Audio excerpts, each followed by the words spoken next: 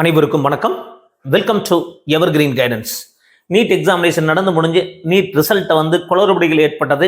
இப்போ re-NEET examination ஒரு 1500 மாணவர்களுக்கு மேலே ரீநீட் எக்ஸாமினேஷன் நடக்குது.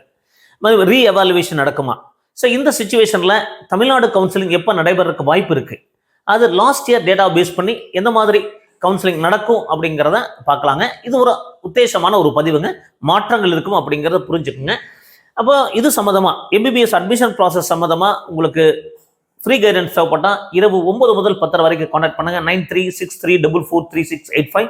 myself and my daughter doctor Rathanya will guide you for a MBBS admission process. ஒருவேளை உங்களுக்கு ப்ரீமியம் மோட் ஆஃப் கைடன்ஸ் தேவைப்பட்டதா அப்படின்னா தாராளமாக உங்களுக்கு கைடன்ஸ் நீடட் அப்படிங்கிற டீட்டெயிலாக வாட்ஸ்அப் பண்ணுங்க. ஸோ 3 மோட் ஆஃப் கைடன்ஸ் இருக்கு. ஸோ அதில் உங்களுக்கு எந்த மோட் ஆஃப் கைடன்ஸ் தேவைப்படுது அப்படிங்கிறத பார்த்துட்டு நீங்கள் டிசைட் பண்ணலாம். இது விருப்பப்படுறவங்க இந்த ஃபெசிலிட்டி யூஸ் பண்ணிக்கலாம், இல்லை ஃப்ரீ கைடன்ஸ் தேவைப்பட்டாலும் நீங்கள் எடுத்துக்கலாம்.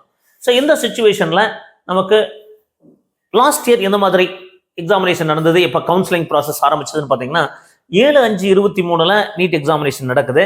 13/6/23 ரிசல்ட் வருது. தமிழ்நாடு அப்ளிகேஷன் ப்ராசஸ் 28/6/23 நோட்டிஃபிகேஷன் வருதுங்க. 12 days டைம் கொடுத்தாங்க. அதுக்கப்புறம் 3 days எக்ஸ்டென்ஷன் பண்ணாங்க. அப்புறம் ரேங்க் லிஸ்ட் போடுறதுக்கு டைம் எடுத்துக்கும். So counselling process special category, person with bench mark disabilities, இந்த மாதிரி எக்ஸ் சர்வீஸ்மேன் கேட்டகரி இதெல்லாம் போக கவர்மெண்ட் ஸ்கூல் ஸ்டூடெண்ட்ஸ் இதெல்லாம் நடத்தி முடிச்சுட்டு அதர் ஸ்கூல் ஸ்டூடெண்ட்ஸ்க்கு 27/7/23 கவுன்சிலிங் ப்ராசஸ் ஃபர்ஸ்ட் கவுன்சிலிங் ஆரம்பிச்சதுங்க. அப்போ இந்த வருஷம் 5/5/24 நீட் எக்ஸாமினேஷன் நடந்தது.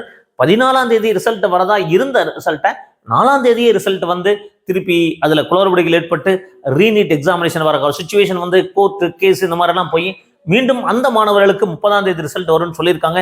மேபி முன்கூட்டியே வரக்க வாய்ப்புகள் இருக்கலாம். அப்போ எப்படியும் கவுன்சிலிங் நடக்கும் சுச்சுவேஷன் இருக்கிற போது நமக்கு அப்ளிகேஷன் ப்ராசஸ் எப்போ ஸ்டார்ட் பண்ணலாம்னா, ஏன்னா இந்த ரேங்க் மாறுறதுக்கான வாய்ப்பு இருக்குது. ஏன்னா 1500 மாணவர்களில் மார்க் மாறும்போது ரேங்க் மாறுங்க. அப்போ கண்டிப்பாக தமிழ்நாடு மாணவர் ரேங்க் மாறலாம், கொஞ்சம் மாறும். அப்போ ஜூன் லாஸ்ட் வீக்ல நமக்கு அப்ளிகேஷன் ப்ராசஸ் ஸ்டார்ட் பண்றதுக்கு வாய்ப்புகள் இருக்கு.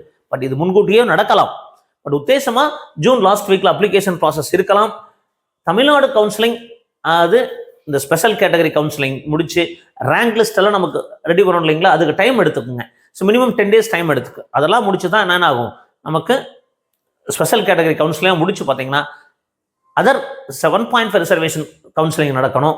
அது முடிஞ்சு அதர் ஸ்கூல் ஸ்டூடெண்ட்ஸ் கவுன்சிலிங் எப்போ நடக்க வாய்ப்பு இருக்கு அப்படின்னா ஜூலை 3rd வீக்ல தான் நடக்க வாய்ப்பு இருக்கலாமுங்க.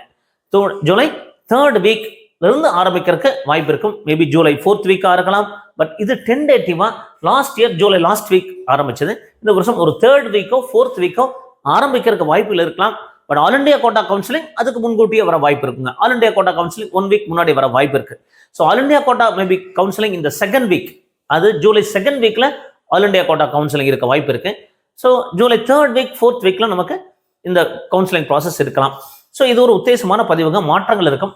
ஸோ இது சம்மந்தமாக உங்களுக்கு சந்தேகங்கள் தாராளமாக இரவு 9 முதல் 10 வரை கான்டாக்ட் பண்ணுங்க. 9363443685. ஸோ இந்த மாதிரி நிறைய வீடியோக்கள் பதிவு பண்ணிட்டு இருக்கோம். எங்கள் வீடியோஸ் எல்லாம் பிடிச்சிருந்தா மறக்காம லைக் பட்டன் மட்டும் ப்ரெஸ் பண்ணிடுங்க. எங்கள் சேனல் பிடிச்சிருந்தா சப்ஸ்கிரைப் பண்ணுங்க, எங்களுக்கு என்கரேஜ்மெண்டாக இருக்கும். லைக் ப்ரெஸ் பண்ணிடுங்க. மீண்டும் ஒரு நல்ல பதிவுடன் உங்களை சந்திக்கின்றேன். நன்றி, வணக்கம்.